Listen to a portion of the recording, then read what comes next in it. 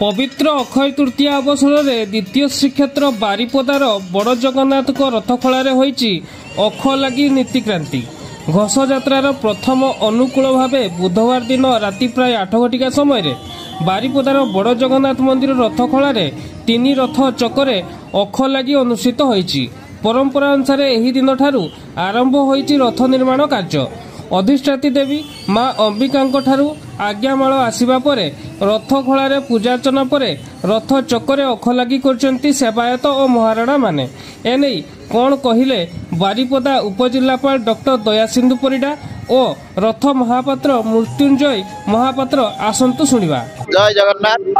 प्रभु जगन्नाथ जे आद्य ब्रह्म उत्कलर प्राणपिंड प्रति ओडियांकर हृदय देवता होती प्रभु जगन्नाथ। बलभद्र एवं सुभद्रा चक्र सुदर्शन जी सुरक्षार वार्ता दियंती तांकरी आज हूँ घोष यात्रार जो रथ यात्रा हुए तांकर जो रथ अनुकूल आज अखिमुठी अनुकूल हुए। आज चाषी ठारू आरंभ कर प्रति ओडिया मनरे प्रभु जगन्नाथ प्राण प्रतिष्ठा करते। आज माटी पड़े विहन मंजी एवं सेउटू उत्पन्न हुए शस्य सेउटू उत्पन्न हुए मनीषर भक्ति।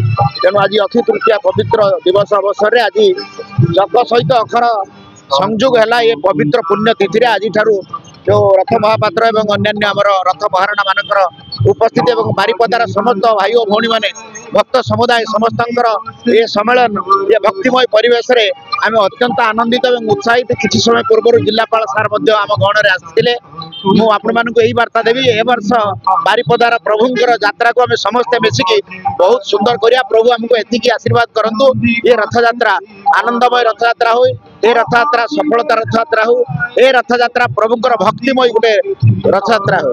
आज है पवित्र अक्षय तृतीया जहाँ फल कि आपंकर महाप्रभु आमर ये प्रतिनिधि मदन मोहन और विश्वकर्मा चाणी मंडप देखिले आपंकर महाप्रभु पाखे हाथ काटी आपंकर 22.5 रजा हाथ काटी जो 22.5 हाथटा 22.5 से 22.5 काटीटा आज पूजा से काटी आपंकर एति बड़ रथ जहाँ फल कि आम आगु फोटो माप हिसाब थी से माप नहीं कि आम चलीचु हाथ आंगुली माप।